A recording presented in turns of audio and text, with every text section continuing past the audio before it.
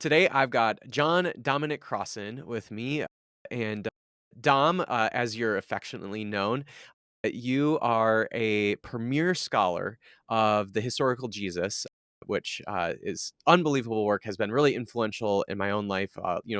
Learning about the historical Jesus, and a lot of the work that you and like Marcus Borg and others have done over the number of years it's been really important for me. But in addition to all the books that you've written, you actually recently wrote a book called Paul the Pharisee, A Vision Beyond the Violence of Civilization. So you move from Jesus, now you're moving on to Paul. I'm super excited to chat more about Paul with you. I was just mentioning just a second ago, a lot of my listeners probably grew up with a particular version of Paul or an understanding of Paul that isn't like you're probably going to mention isn't very historical, but it's just bad theology Mm. overall. And so I'm really interested in trying to maybe reclaim or rethink Yeah. Paul in a different way and a way that might be actually generative for folks. So I'm excited to have this conversation. And so, yeah, are there other things that you want to add about yourself other than the fact that you're very much a part of the historical Jesus movement and you're a you know worldwide famous scholar and everything. I don't know if is there Oh, other yeah. things that you want to add other than the fact that you are sharp as a tack for a 90-year-old. Okay. All right. Thank the Lord for that. Now, one thing I will say emphatically for me, Paul is part of the historical Jesus. Mm, Honestly, I don't feel in the slightest way interested in shifting from Jesus to Paul. Honestly, I consider that Paul is speaking about Jesus as the Messiah Christ, as he would mhm, say, and that's part of the package. I don't understand Jesus if, for example, somebody tells me, well, Paul completely betrayed Jesus. All right, then I want to study what a betrayal looks like. mm, That's not Jesus. So I study Paul like a negative image. So please understand, for me, it's part of my interest in the historical Jesus. And the pivot is the resurrection of Jesus is part of Jesus, mhm. surely.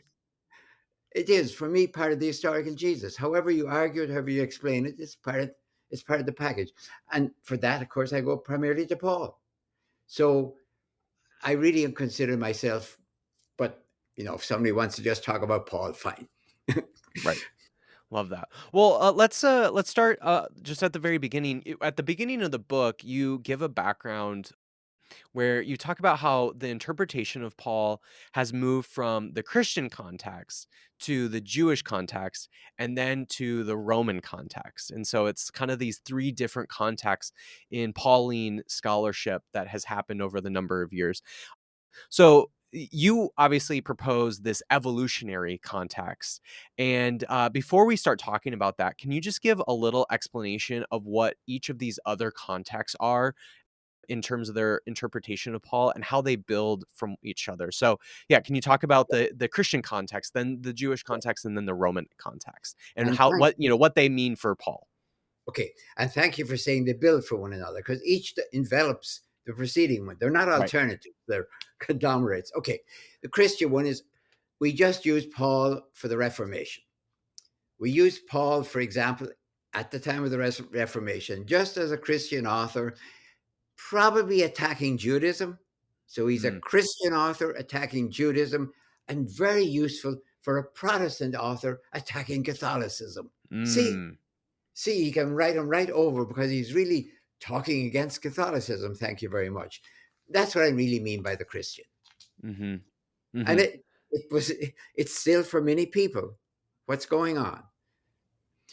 The Jewish one was, I think, especially after the Second World War, when we began to get Jewish scholars who were experts on the New Testament, and said, "You guys can't keep saying that. That's just not right. mm, You make it sound as if all these mysterious prophecies were made, and 1,000 years of Judaism was scratching its head, saying, 'What does this mean?' And along come Jesus, and everyone got it.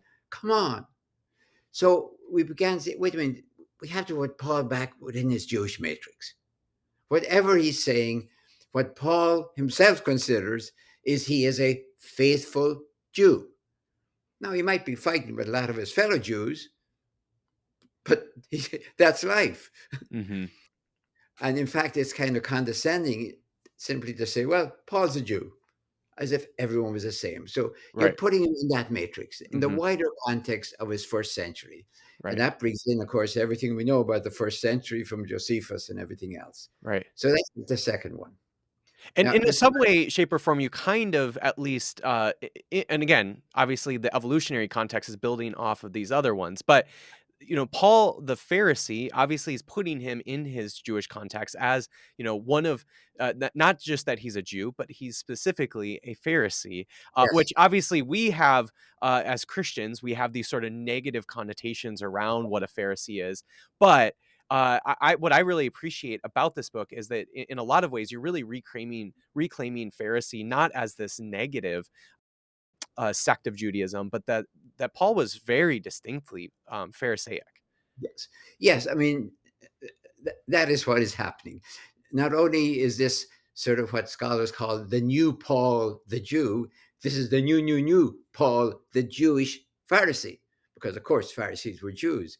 It's not enough to say he's a Jew. He is, of course, a Jew, but he's a very precise type. He's not a Essene, he's not a Sadducean, he's a Pharisaic Jew. Now, the question of the book then becomes, what happens when a Pharisaic Jew stays a Pharisee, but becomes a, now watch my language, a messianic Christic Jew? I don't say Christian. Christian's Mm, going to happen later with the separation. But if you say somebody, Paul's a messianic, he talks about Jesus as a Messiah all the time, but he never says Messiah. He's talking Greek. He says Christos. Christos and Messiah are simply the same word in different languages. So mhm, moving into the Jewish Paul, then I'm pushing it. I'm pushing the envelope to the Pharisee. And you're quite right. Thank you for saying that. That means we have to understand the New Testament is something like a presidential debate between the Pharisaic Jews and the Messianic Jews. They mm, don't like one another. mhm, The family fight. What Matthew, for example, says about his fellow, possibly Pharisees, certainly rabbis, is nasty because it's a fight and it's a mhm, fight for the center. mhm, So that's the Jewish matrix has to be widened in one sense and deepened. mhm, It is as right to say that Paul is a Jew as it is inadequate. mhm, Just the beginning. mhm. You have to And say what. how about the Roman context? All right. What exactly is going on with that? This is the herd of elephants in the room. Sometimes you read this whole story and then Pilate sort of appears somewhere and you don't know where he comes from or what's he doing. The Romanization of his homeland is the matrix within which Jesus operates, and John the Mhm, Baptist, of course. Romanization is a process going on. The Romans have arrived around 60 BCE, and they're Romanizing it. Now, Romanization means inserting the Jewish homeland into Mediterranean globalization. That's the Roman program. They're not just grabbing land. Of course they are, but it's Mediterranean globalization. They're after business. That's where the money is. It's not just acquiring land, it's exploiting them. mm, So, what's going on in the background of Jesus and Paul too is the Romanization of the homeland for Jesus and the diaspora for Paul. The Romans are everywhere. They are what's going on. So, you can't simply say Paul was a Jew. He was a Jew operating within the Rome, for better or for mhm, worse. mhm, That's why he can travel so freely and so relatively safely. Roman roads, pirates are kind of gone. So otherwise, Paul would be dead the first time he moved, probably from one city to the other. And people said, "Who's this guy? Stranger. Let's kill him just in case he's a spy." So Paul needs the Roman Empire to oppose the Roman Empire. That's mm, the third matrix. And then you have to figure out, okay, what's wrong with the Roman Empire? If it's got good roads and safe sea lanes and everyone speaking Greek and you know, okay, Paul, what's your problem? mhm.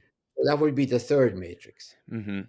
And so before getting into the evolutionary context, with along those lines of the Roman context, one of the things that was so important for me when I went to seminary and then started learning more about, especially the context of the New Testament, and learning just how much of the Roman Empire was involved in the story, even though, growing up in conservative evangelicalism, I would have never read those stories with that lens. But once you read the way that the Roman Empire is involved in these stories in the Gospels, it's just like you can't read it any other way. And No. even reading the context around Paul's letters and reading how the Roman Empire is involved in his life and the lives of other early followers of Jesus, it's really unbelievable like how much it was involved. And so anyway, like to know that they were in the context of the most powerful empire at the time, and then again, I think that totally illuminates the way that we as Christians or followers of Jesus now should read these stories, given the fact that for us Americans especially, we're in the most powerful empire of the world today. Well, exactly.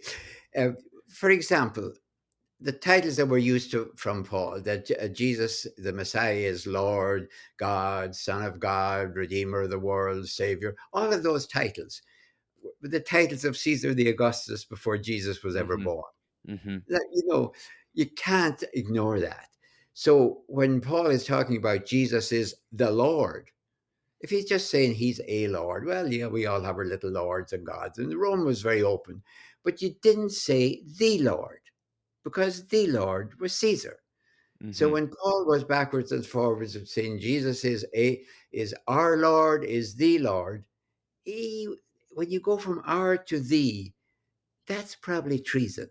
You're Mm. making a claim, very implicitly, of course, that our guy is and your guy ain't. He's not just a Lord or even our Lord, our little Lord, as there's no, he's the Lord.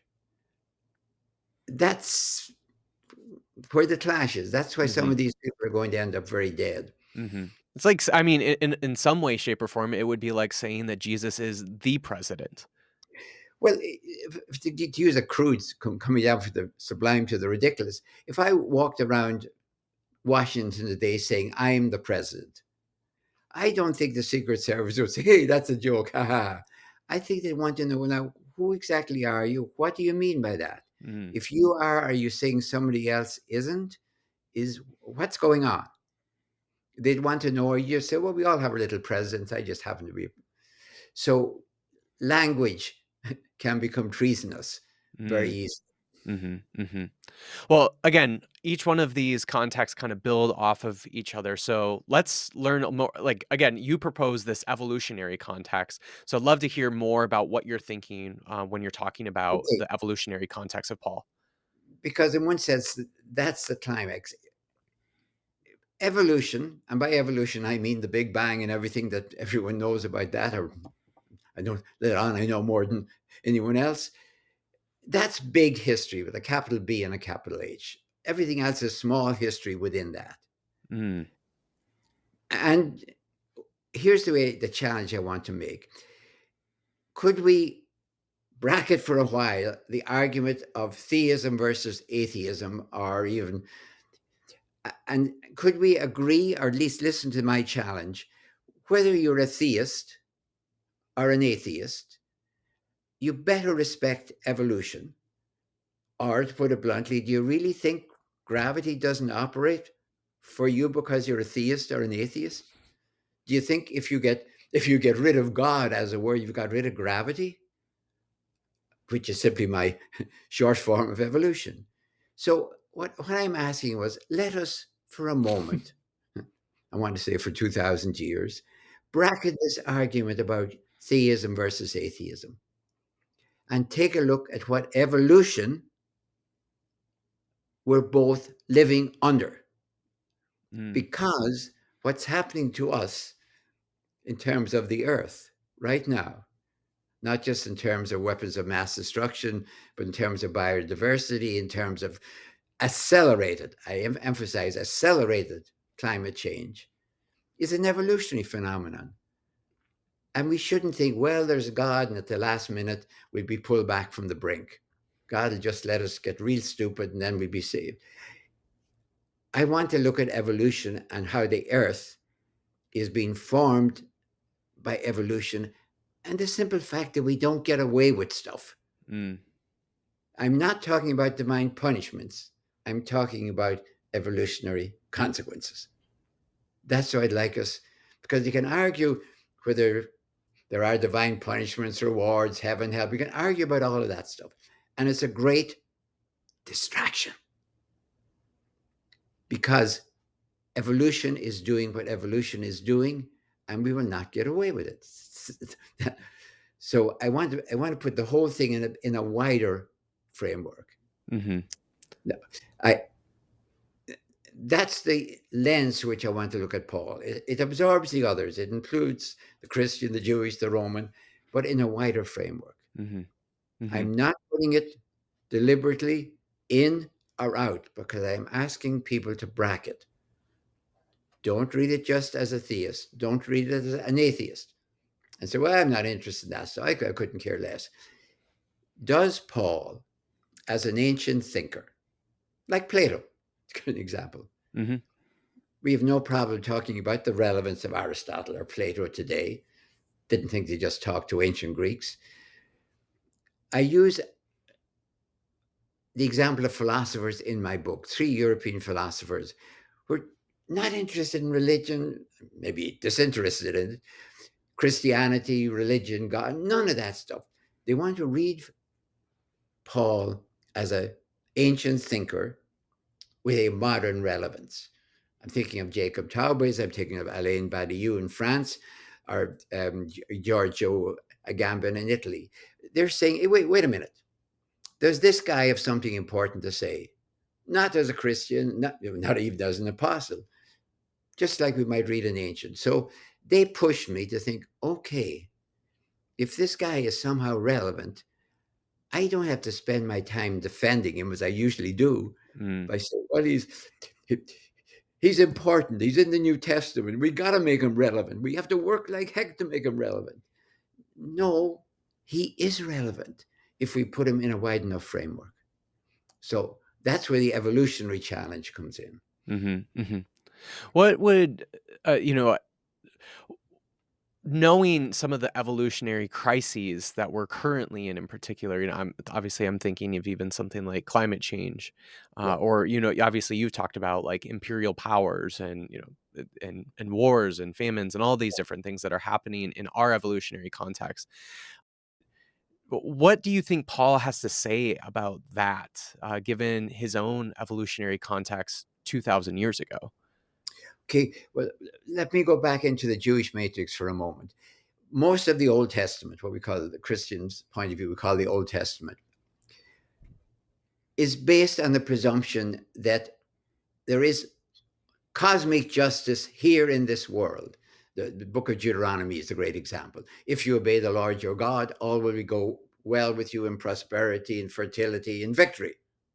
If you disobey the Lord your God, zappo, you'll get it. Mhm. And the evidence of this would be, say, something like Daniel. Look at Daniel in the lion's dens. He is faithful, he escapes. Now, what happened, however, about 160 BCE in the Maccabean martyrs, the Deuteronomic vision failed dismally. It couldn't Mm. explain martyrdom. How do you look at the battered bodies of the Maccabean martyrs and say, well, they'll be punished for their sins? See, God's punishing them. There has to be, this is the first time we get it, I think, in the Jewish tradition, there has to be sanctions in an afterlife because they sure aren't working in this one. So now here's the huge thing that's important for Paul. Plato, 500 years almost before, at least a couple of hundred years before, had already said that the soul goes off, I'll use this language, to heaven, hell, or purgatory. That's in his great dialogue in the Phaedo, which imagines Sophocles is dying and he's musing on the soul and what happens to the soul in the afterlife. And he's not very dogmatic about it. He said, well, maybe it goes into, I'm using my language now, maybe it goes into a heaven for the good, a hell for the really bad, and a sort of a purgatory in between that you can, Mm. half bad, half good, and you get out of. That's the origins, of course, of the Catholic doctrine. Anyway, what's fascinating about the Pharisees is they didn't say, well, now when a good person dies, immediately they go off to heaven, hell. They said there will be at the end of time a great cosmic cleanup of the world. There'll be a resurrection of the dead. In Greek, it's anastasis nekron. Now, just kind of think about it for a second. There'll be a resurrection of everyone who's ever lived is going to rise up. You're kind of thinking, what about cannibals and all that? Anyway, and there's going to be a judgment, and then everyone will go off to heaven or hell. Now, if you take that literally, I think it's, with all due respect, ridiculous. But think about it now as cosmic justice. Mm, And Paul says in 1 Corinthians 15 very clearly that that process has already begun. mm, Oh, now I'm getting a little bit scared. I could think of this off in the end. Well, fine, whatever. We're all going to rise. That's lovely. But if that has already begun, that means that the general resurrection, as it were, the general judgment, heaven and hell are already operational. Are we creating heaven and hell as we go? mm, And is that the message of Paul? That cosmic justice is present, but not as an end time, whenever that we can all forget about, but as a present reality. That's the way I'm seeing Paul as relevant today. So mm, to take an example, Paul would have focused, to be fair, on wars, because that's what he thought threatened the universe. He would probably have dreamed from Isaiah or Micah that the day would come we'd beat our swords into plowshares and our spears into pruning hook. The great threat was war. Of course, Paul never glimpsed that the day might come that the pruning hooks, that farming might be the biggest danger. mm. Who ever dreamt that what we're doing to the universe, I don't mean wars now for the moment, bracket wars. Yeah, we know how to destroy the universe 4 or 5 times. Right.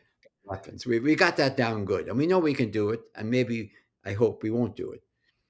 But there's two other ways: losing biodiversity or over farming the earth or destroying the earth or Mhm. anything we can imagine, and probably stuff we can't even imagine.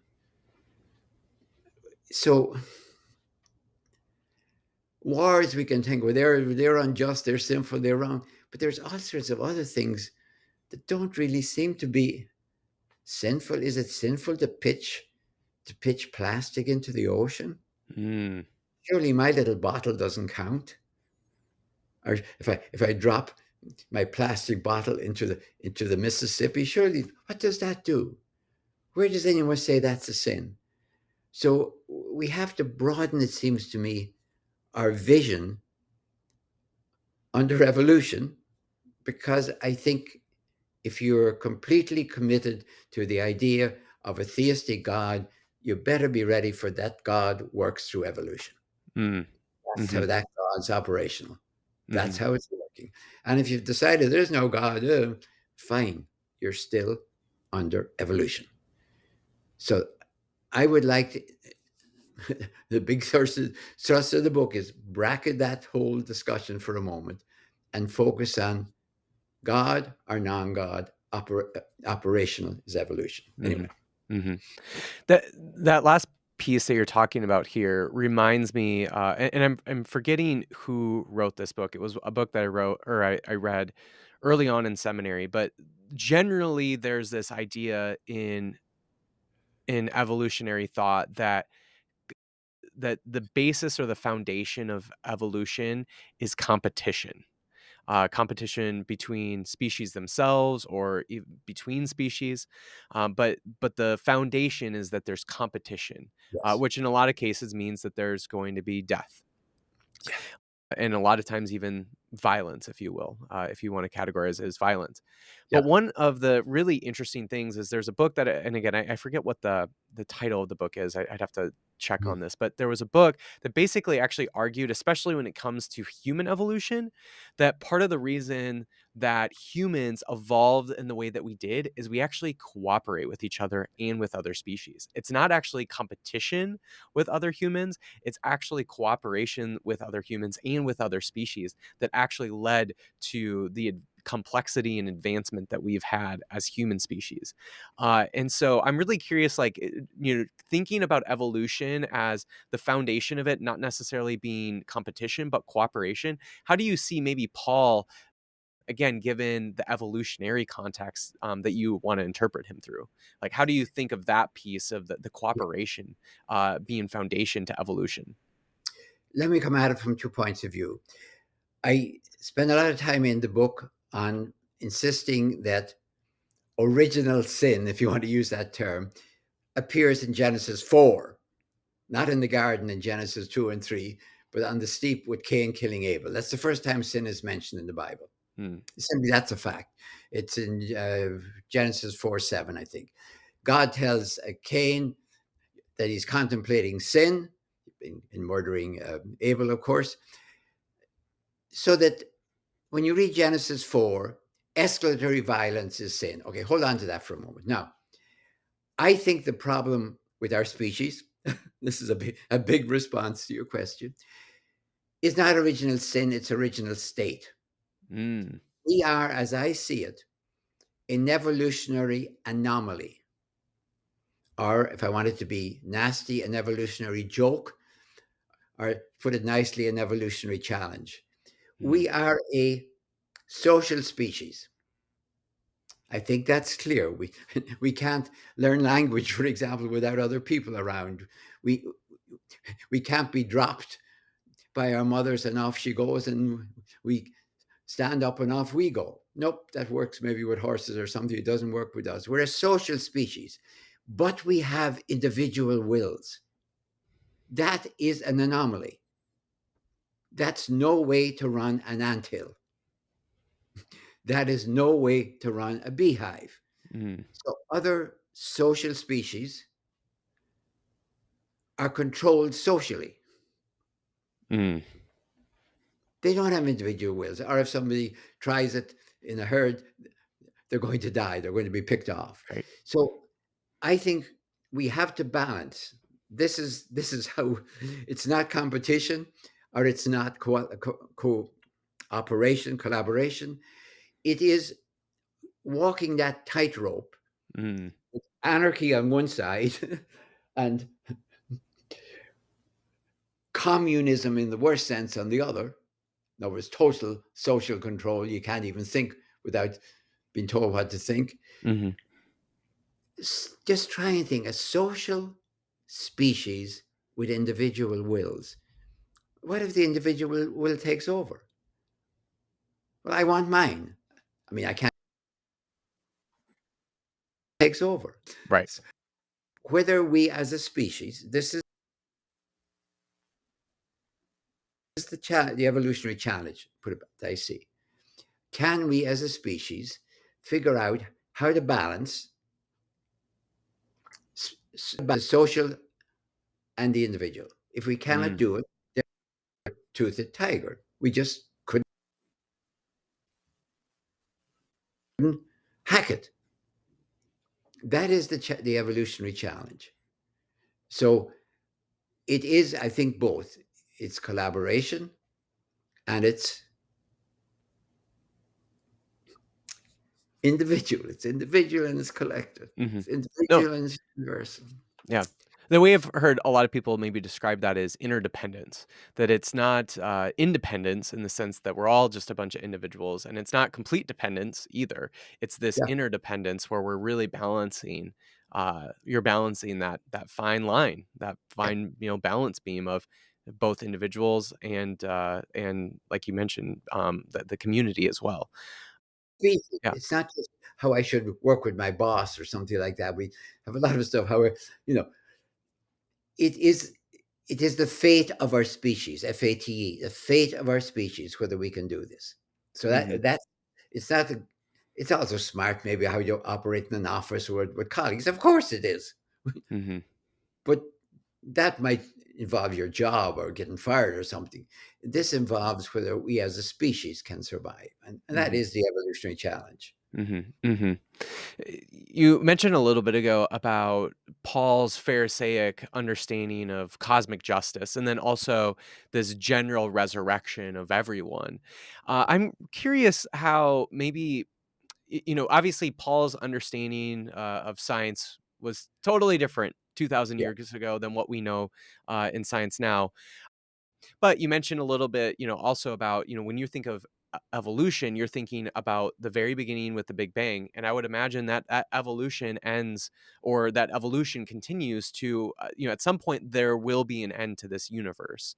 And I'm curious, like, knowing that that's the evolutionary trajectory at some point, and obviously there's a variety of different theories of how the universe will end, but knowing that regardless how it ends, it's an evolutionary process towards that. What does cosmic justice, what does that general resurrection look like, knowing that at some point this universe will end, that there will be a death of this species, and then billions and maybe even trillions years later, there will also be this death of the universe. I'm curious, kind of what does yeah. cosmic justice look like, knowing that that trillions of years in the future will be the ultimate end to this universe. Yes, and to be honest with you, I have to be blunt. I say I'm not interested in the end of the universe. I'm interested in the end of humanity, because Okay. right now, I don't know how the universe would end, and I'm certain if I suggest that I'll probably be wrong. But I know 5 or 6 ways we could end the universe right now, Right. atomically. We can do it. And the Romans couldn't do it. I mean, the worst day of Roman slaughter in the Mediterranean, you had to stop at nightfall. So we can end our universe. And we know, as I'm repeating myself now, we know we can do it by weapons. We have already got that down. And now, while we're still struggling to control that, we see two others, as I say, approaching to the same level, what I call biodiversity and climate change that you mentioned. I, I would I would always like to use the adjective accelerated, Mm, because climate change is a certain amount is natural and may not be nice, but still is natural. But mhm, accelerated stuff we can't keep up with and can't get ready for fast enough. So I really would like to shift it to justice. What I see as cosmic justice on the evolutionary level is that whether we like it or not, everything seems to get a fair chance. mm, I don't think viruses should get a fair chance. If I was in charge, the viruses would get squashed. So, I think the volcano gets a fair chance. I don't like volcanoes getting fair chances. I'm not too keen on hurricanes getting fair chances either, because I live in Florida. So it seems to me that evolution has given everyone a fair chance. It hasn't prejudiced in favor of us, which is certainly what I would do, or in favor of anything else. The earth is still forming. It's still, as we're doing its calisthenics. We're smart enough to figure out how not to get in the way if we can. A hurricane won't come in after me, open the door and come in after me if I so what I mean by cosmic justice is that everyone seems to get a fair share, and that's why I think empires don't ever work, not because God is mm, punishing them, even though Daniel 7 suggests that's a good way of seeing it, because it's against evolution. It doesn't give a fair shake to everyone. It sort of aborts evolution, as it were, mhm. stops it, freezes it, because every empire thinks it's here forever and it'll always be the Babylonians or the Medes or the Persians or whoever, the British. It reminds me of, one of the things that seems to be a common theme in Paul's letters is this sort of reliance on God, that like God is not necessarily in control in all ways, but that God is there at all times, trying to beckon humanity towards what God desires, what God hopes for. And Paul, it just seems that there's constantly seems to be this insistence around that, and God, and how Paul understands God. And it makes sense, again, not to say that Paul understands evolution, Yeah, obviously far predates it, but, recognizing the implications of evolution and how it does have this sort of ultimacy over our control as humans. We are, finite beings, and we are certainly beholden to whatever evolution will do to us, and yet Paul is sort of like, okay, you are finite beings. You need to then be reliant. Like you need to have this like utter maybe dependence is too strong of a word, but you need to like give yourselves to God, yeah. because evolution will have its way with you regardless, as a finite creature. And I don't, maybe you have thoughts around that, but that does seem to, even though Paul is obviously again not aware of evolution, it does No, seem that like there is some of this like proto awareness of the evolutionary effects, that evolution has on humanity, and why Paul is so insistent on our reliance on God. I, here's something I hint at the book. I've begun to wonder. Maybe I'm just coming to the end of my life, and um, whether the great religions. Let me think of Judaism, for example. What the people were seeing were intuitions of evolution. Now, they didn't know. I don't mean anything like that. But they're seeing that something is in control, that you don't get away with this, that this happened and that happened. They're seeing patterns. And of course, it's attributed to a God. Here's the question. It obviously can't be proved, can't be disproved either. Could religion be an intuition of evolution, seen through a glass darkly, as it were? No, you're not seeing evolution. It's like an intuition. Wordsworth ode on the intimations of immortality. Religions are odes on the intimations of evolution. Here's the reason it came to me. If I read straight through the Old Testament, New Testament, now let's not think of it as Old Testament, New Testament. Let's just take the Christian Bible and read straight through it as, say, our spiritual, whatever, constitution. Forget the old, new, and all that. So I Hmm. just read straight through from Genesis to the Apocalypse. If I take every time I see the word God and put in or understand God as evolution personified, Mm. okay, I really mean that. We're really talking about evolution, but we personified it as if it were a person directing everything. It works. It works all too well for me. Honestly, I don't know how that's possible. I mean, I can go through the whole thing. I can see why empires come and go. I can see why um, justice seems to work. I can see why those who really are at the other end of injustice are not going to work because they're not getting their fair share. Somebody is distorting the universal pattern, as it were. So, my conclusion from that is that these people who are having the visions that you get, say, of justice in the Old Testament, for using that term for the moment, how are they seeing that? Why don't they see that if you look around the world in Egypt and Babylon, you don't see divine justice. What you see is those that have take and those that don't have lose. That's the way of the world. Look at human experience. Where did you get this absurd idea that there is a God who's into justice for everyone? Show me the experiential proof. So I'm beginning to wonder, are they getting an intuition, a vision, a glimpse of patterns that we would call evolution?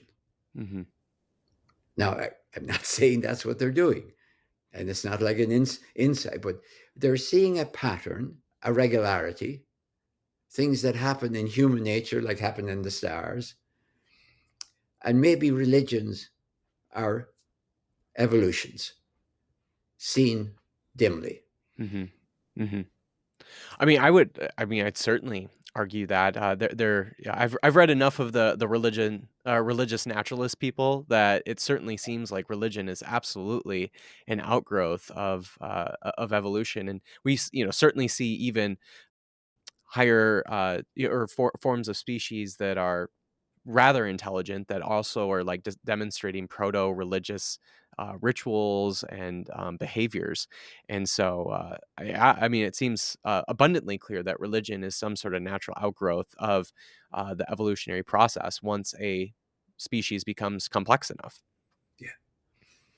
The the other then thing that the book does suggest then that in the light of that, could we, as I said, I'm repeating myself, bracket now the theistic debate and see how that would look, how Paul would look if Mhm. instead of God, as it were. And I really, not for the moment, I'm not really ready to say there is no God. I really am. I still want to know what people were seeing. Were they seeing something else that we still have to see? And no, I'm not bringing in the theistic God by the back door. I really am. I, if that's the way it is, then that's the way it is. But I want us to focus on evolution Mhm. as something that has to do with our fate as human beings and whether we will survive, even if the sun's going to burn out. And I'm not too worried about that. I am kind of interested how close to that time will humanity be still around, or will we burn ourselves out within Mhm. the next generations? Mhm. Mhm. And to What, that, I think Paul obviously has a lot to say. that's that's the theory of the book, that Paul does have a lot to say, and that basically the step that the Pharisees made, the Pharisees, because everything tells me, why didn't these people, when they shifted from justice administered in this world to justice administered in the next world, why didn't they say, for example, now, Paul, when you die, Paul talking to himself as it were, when you die, Paul, you will go before God and you will be judged, and off you'll go to heaven or to hell or to purgatory, let's say, immediately. Why did they come up with this weird idea of a cosmic end of time justification for everyone? And then nobody says, well, what happens in between? I can't catch a glimpse of that clearly in Paul. What happens in between? Uh, Now, maybe Paul is thinking it's all going to happen soon, so he gets away with it. Right. But we can't. We know it's at least 2,000 years. Paul was off if he was counting on things ending within his lifetime or his generations. So, this vision of a cosmic justice is what I want to really invoke and take that vision of heaven, hell, or purgatory, if you will, into the present Mhm. and think that we are creating heaven and hell on earth every day, Mhm. every single person who's ever lived, including myself, of course, and yourself, has in our own little ways, individually and or universally, created what's going to happen to our world. And yeah, it's fair enough to say every single person is part of that process. Mhm. Small Mhm. ways, large ways, big ways, small ways. So that's the vision I see from Paul. And I find it very powerful. Mhm. Mhm. She said, well, forget Paul. Couldn't you get it from evolution? The answer is yeah, but I didn't get it there.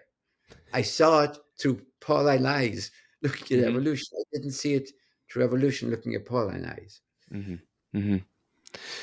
Yeah, what you're especially what you're talking about with that last piece of like, that humanity as a whole is creating a heaven and a hell every single day, each one of us in different ways.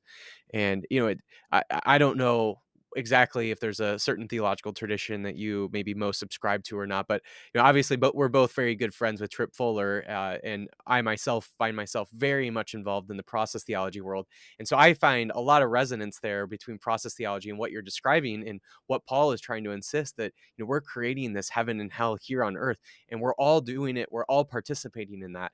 And I just see a lot of resonance between process thought and what you're describing as Paul's vision, or what Paul's understanding of the world is. Especially, again, obviously knowing that he's thinking that the world's going to end very, very shortly. And I didn't get it, to be honest with you, Mason. I didn't get it from there. Right. I have to admit, I don't know process philosophy or theology. But if somebody explained it properly to me, it sounds like we're saying the same thing. It Well, it sounds like sounds what like the you need to get on Tripp's podcast so he can teach you about process. Oh, I've been on this podcast an awful lot. We've done I'm classes surprised he together. hasn't evangelized it to you too much yet. He's probably given up on me. I love that. When you're the way you're talking about Paul's understanding of like cosmic justice, and again, you're talking about heaven and hell being created here on earth, and again, Paul kind of thinking like the end of times. And again, you're obviously thinking through this through an evolutionary context, especially when it comes to evolutionary crises that are impending us right now in our world. One of the kind of Pauline scholarship that I have read a little bit on over the last decade or so is the kind of it does seem to be like a newer movement in the Pauline scholarship, but the apocalyptic Paul that we keep seeing kind of pop up. I'm curious, like there sounds like there's a lot of resonance between what some of these scholars are bringing up in apocalyptic Paul. I'm curious, kind of maybe how your vision of Paul in the evolutionary context maybe is similar and maybe even different than what some of these scholars are proposing for the apocalyptic Paul. Yeah, and apocalypse is a great word. I almost ask everyone who use it, tell me what you mean by it, for I know what you're talking about. Right. Because we've made it incomprehensible almost. Right. If Paul, for example, and most of the New Testament, and possibly even Jesus, that's controversial. It depends if you think he said, say, Mark 9:1 or not, thought that there was going to be an end to the world in some sense within their own lifetime. Mm, And the reason for it is that, the tradition has been saying for centuries that God's going to clean up the mess of the world, and instead the empires are getting stronger. You mhm. get the Roman Empire. That doesn't look like a cleanup for me. Anyway, so okay, you get this idea it's going to end soon. And now, okay, there's people talking equally apocalyptically today. Artificial intelligence is going to end the world. Yeah, Mm. probably will. Especially if the people who create artificial intelligence are the people who don't have intelligence. Anyway, so yeah. Well, yeah. I mean, I'm not too happy with the people. Are they all white males? Who's going to this? Who's Plato wanted to do artificial intelligence too in his own way and put them in charge. Anyway, it may be a new way to destroy the world, but it seems to me you could say, well, that's what the Book of Revelation was talking about. It was talking about God destroying the world out of exasperation or something. Yeah, no, but no, I'm talking about us doing it. Mhm. I want to make certain that we're doing it. And Mhm. nobody in the first century imagined anyone could destroy the world except God, Right. Right. period. And that's theism we're talking about. Paul thought it would be a great big happy thing, by the way. When Paul describes the end of the world, which he expects in his generation in First Thessalonians, it's a parousia. And a Mm. good, honestly, a good English translation of parousia is party. Mm. Party. A parousia means the emperor comes to visit your city or sends an imperial legate to visit your city. What does that mean? Party time. Big feasts, meat available for people. You go out, you open your doors, you go out to meet him and bring him in. Paul imagines a great big bash of celebration. at the consummation of the world. John of Patmos doesn't, by the way. Mm. He imagines a slaughter. So if you're imagining how God's going to end the world, it is important whether you think God's going to throw a party Or or through a slaughter. So right. it does enter into your consciousness anyway. But the huge idea is that nobody in the biblical tradition thinks anyone could end the world except God, and they don't really want to think about that, really, in any Mhm. final sense, because that would mean God blew it. Mhm. Creation was a failure. Taking it back to the factory to redo it, maybe, but so I don't think an apocalyptic prophet helps me at all with Paul. Mm. Paul Paul never, I'm going to put it this way, never says, "Boy, God's coming back soon and you guys are going to get it and you get it in line." No, that's not the way Paul.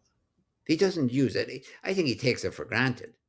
If you said to him, "Well, now, Paul, at this anastasis necron you're always talking about, will there be a heaven and a hell?" He'd probably say, "Yeah, I'm sure he would." He hasn't thought it through because he doesn't think the time is long enough to think it through. But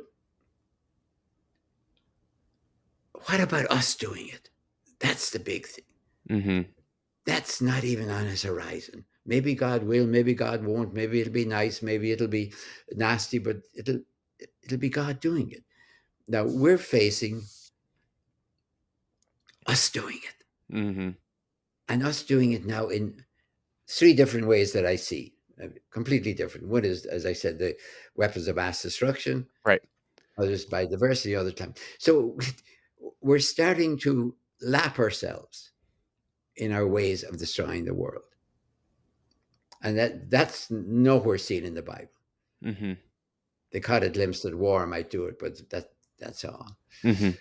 So I don't find Paul as an if Paul of Tarsus and John of Patmos are both apocalyptic prophets, then we've stretched the word to breaking point. Right. We really have.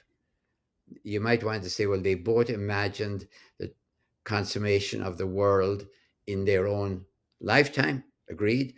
One thought it would be, to use my crude language, one thought it would be an abattoir, the other thought it would be a party. Mhm. Mhm. Even if they're both wrong, that's the difference. Mhm. It would be interesting for let's say Paul was here with us today.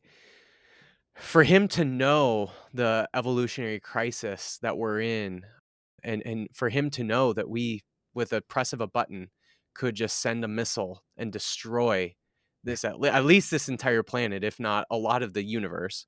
Yeah. Or, if he were to know the loss of biodiversity that we have created in just 100 or 200 years, it would be really interesting to see it, like, how Paul would think of us. Again, he's thinking God would be the one to destroy the planet, but would he think of us as gods because we have that capability to actually destroy the planet? It would be really interesting for him, like, how he would interpret us, how Paul would interpret us, not just how we interpret Paul, but how would Paul interpret us, knowing that he's thinking God is the only one that actually can destroy the planet. But we've gotten to a point in just 2,000 years after he's dead that we actually are able to destroy the planet in multiple different ways. Yeah. And I think what he couldn't imagine even is the acceleration Right. that's getting faster and faster, our ability to do it. I think, you know what I think Paul would say? I did my best to warn you. I really think. Mhm. I mean, once he got into his head what was going on, that it had lasted 2,000 years, and that it had shifted now from God doing it, which Paul didn't think God would destroy the universe, by the way. What he thought Paul would do, that image I said of parousia, is of the emperor or the emperor's legate coming into your city to stay, at least for a That's while. right. Yeah, sorry. Yeah. So it's God's this. It's a transformation of the universe, not a Right. destruction he's Right. imagining. Now, as I said with John, there's blood to the bridles of the horses for 200 miles. And that's also a way of celebration, I suppose. But I think what Paul would say, honestly, if he was writing a letter to us, I got it. I finally see it. I did try to warn you Mhm. as best I could. And I think that's true. Mhm. Mhm. Yeah, and I would imagine Jesus would probably say the same thing too. Yeah. it, it kind of, it's extraordinary for me at this stage, honestly, to ask myself, how did these people see it? I know I'd be repeating myself, but if anyone looked around the world and had a good experience of the world by travel and all the rest of it, anytime I can imagine, why would they ever come out with something rules the world I'm putting it vaguely, something rules the world that demands a fair share for everyone? Why would anyone ever come up with that? Including, to be fair, the idea that all are born with inalienable rights. Mm. Don't quite get that from experience. Mhm. And, and most of experience afterwards will try and make certain it's not true. So, where are people catching this glimpse? I'm back with big history, with evolution. They can call it anything they want, Mhm. but I think that's the only one that makes sense to me, of where people in all wakes of life, in all modes of life, in all centuries, have glimpsed something.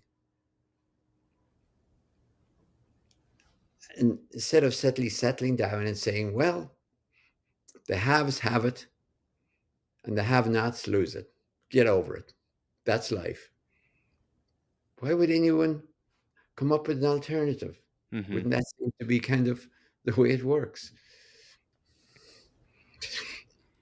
It does seem like evolution is leading us to greater and greater complexity, right? We start out with this big bang where, even prior to the big bang, you've got this singularity, and then this expansion happens.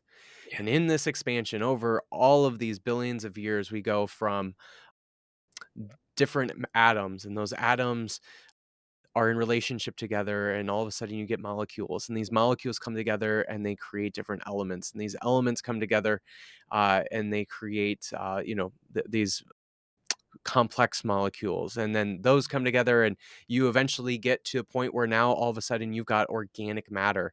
And this organic matter comes together and forms different organs, and those organs come together and they form different species, and these species come right, so that you just get this greater and greater complexity, and it seems like the universe is headed towards that. And so it does seem like this, anytime that we as a species are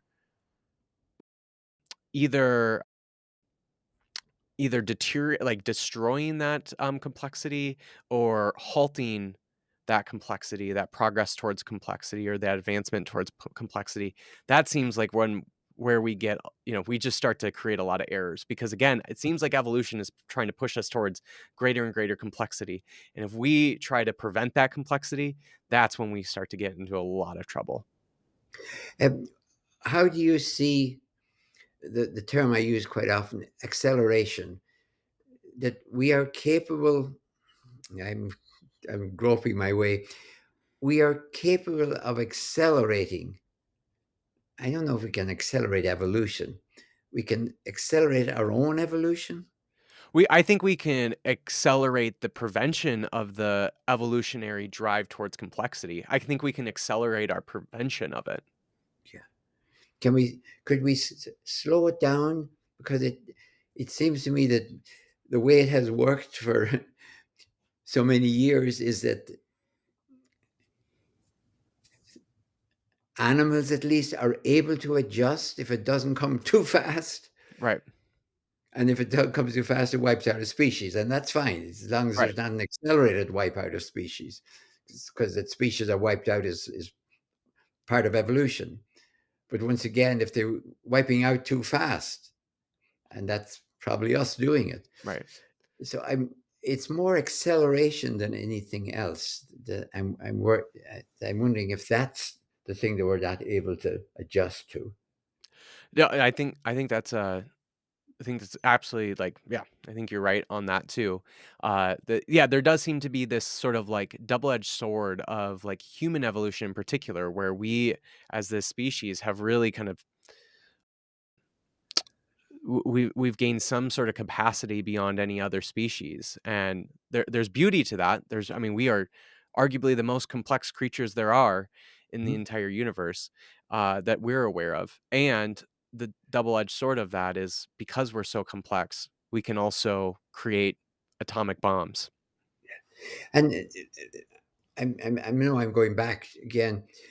What I'm worried about is whether there is what I called before an anomaly in our complexity that's not present anywhere else in any other species, at least that I can see. And that's the anomaly. As I said, when you were talking about that book, I don't know if this is the book, but I remember some years ago. I'm sorry, I've forgotten the author and the title, but it was looking at successful species such as the termites, the Mm, ants, the bees, the worldwide successful. They were all over the world, everywhere, and were highly successful. And it was mostly because of the species was absolutely social. mm, mhm. Like I said, there was nobody in the hive that was liable to say, "Ah, I'm fed up with this system. Ah, why am I doing all the work around here? you know, I'd like to become a poet." Uh, is there a flaw, an anomaly, a savage joke, a challenge built into our species that is not built into anyone else? Namely, what I said before, that we are a social species. Mhm, We cannot operate as a species except socially, but we have individual wills. mhm. I'm stuck there in a way. Yeah, If I wanted to see it cynically and negatively, I'd say we're an evolutionary joke. But if I put it positively in the way I really see it, we're an evolutionary challenge. mhm, Something has happened that makes us not only more complex, which of course we are, but in that complexity has introduced, what term do I want to use? A flaw, a right, challenge, an anomaly. That's the tension between social species individual wills. right. I think that the very thing in humans that allows us to create beautiful poetry and beautiful religion and beautiful music Mhm. is also the same thing that can also create atomic bombs, can create wars, can create famines, can create genocides. Like I think the very that sort of that same exact thing that allows us to have that kind of individuality and create beauty in the world is also the very same thing that allows us to create absolute destruction.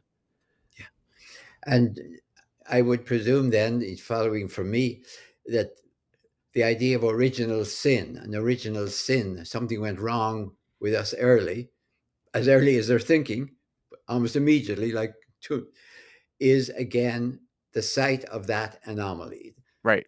Yeah. The evolutionary anomaly, Mhm. well, it doesn't make any sense. God certainly wouldn't make people evolutionary. So God has to make us right, and we did something. Mhm. That's the way they could grope towards it.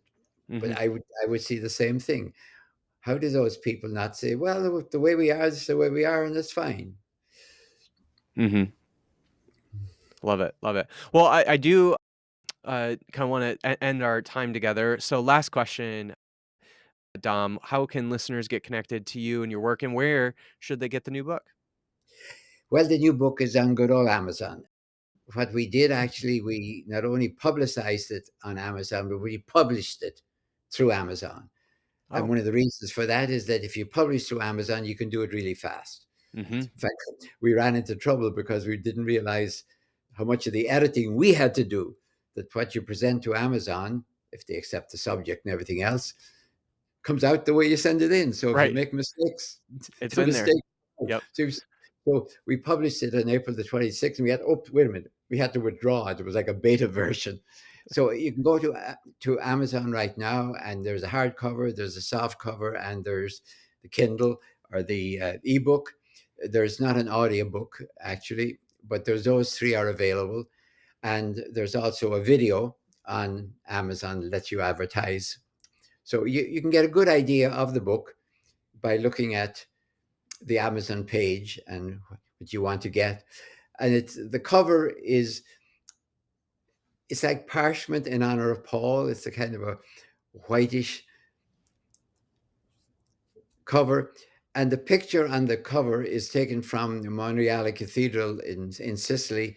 And it's Mm. Paul offering a parchment. It's a scroll Mhm. of parchment to the world. It says on the original, it says that Paul gives a letter to Silas and Timothy to take, and the Latin says per universum orbem, to take to the whole world. Mm.